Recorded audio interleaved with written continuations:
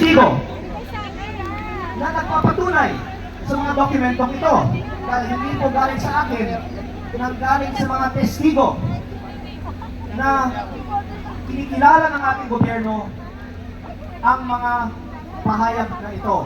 In fact, ang ilan sa kanila ay ginawa na o inanunsyong gagawing state witness.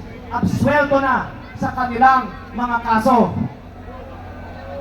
Ngunit, sa aking personal na opinion, kung gagamitin natin ang testimonya ng ilan para idawit ang ilan at ang resulta nito ay i-absuelto sila sa kanilang sariling mga kaso, hindi tama na selective ang justice at 2 o 3 lamang ang makakasuhan gamit ng kanilang testimonya.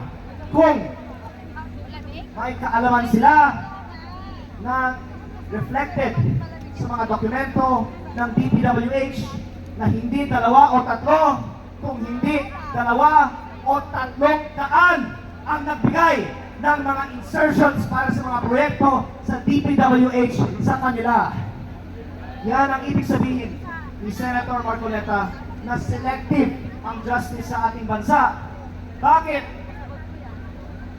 May ilan na pinakasuhan o ikinulong na, habang ang iba ay hindi man lang ina-investigahan gamit the same evidence and the same testimonies. Kaya natin muna sila na maglabas ng kanilang mga reports dahil inanunsyo naman na lalabas sa mga darating na mga linggo ang mga reports na ito. Sana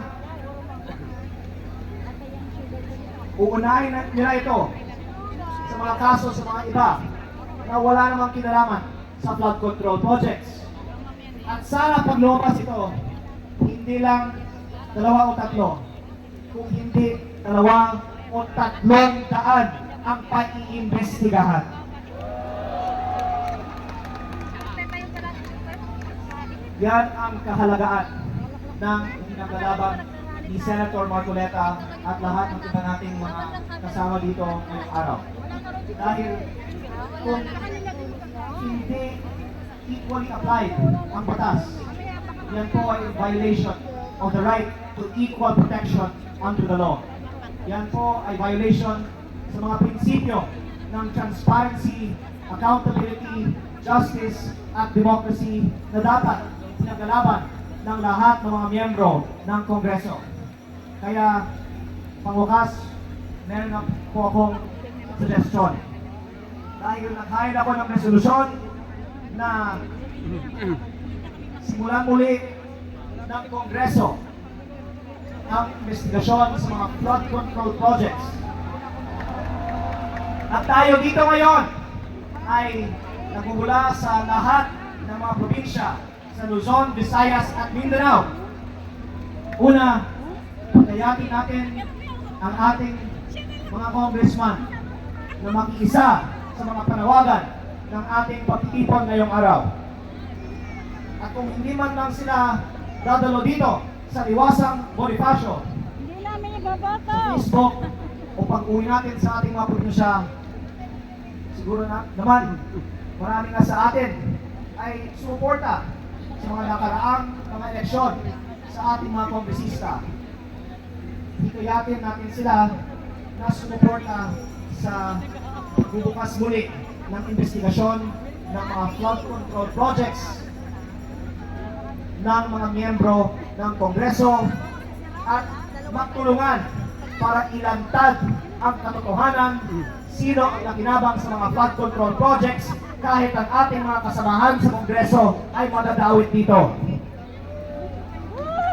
At kung sila ay may kaalaman tungkol sa mga bagay na ito, sana sila mismo ay maglalantad nito.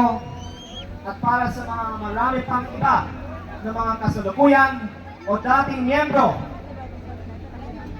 hindi lamang ng Kongreso at Senado, pati na rin ng Ehekutibo at ng kabinete na may kaalamang tungkol sa mga anomalous flood control projects. Sana makikita nila ang dami ng mga tao dito ngayon sa Liwasang Bonifacio at ang lakas ng suporta ng taong bayan para sa paglalantad ng katotohanan, para ma-encourage din sila na ilantad ang katotohanan. Kaya bigyan natin sila ng konting panahon na mag-isip kung nais nila ilantad ang katotohanan themselves,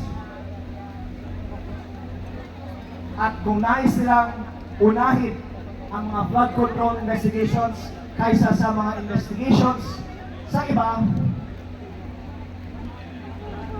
Pero kung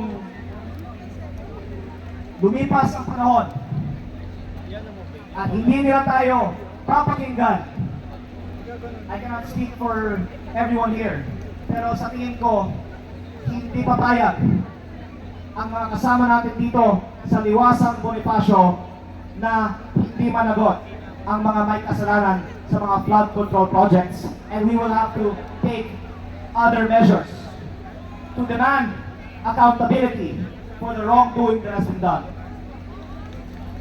Pero sa ngayon, iintayin ko po kung may gagawin silang ibang action pa, at sana pakinggan nila ang mga kasama natin dito sa Liwasang Bonifacio bago sila magdedesisyon tungkol sa mga susunod pang mga hakbang sa iba nating mga kaibigan na ang nais lang ay lumabas ang katotohanan sa mga nangyari sa mga flood control projects katulad ni Senator Dante Marcoleta. Maraming salamat po at mabuhay po kayong lahat. Okay, God bless.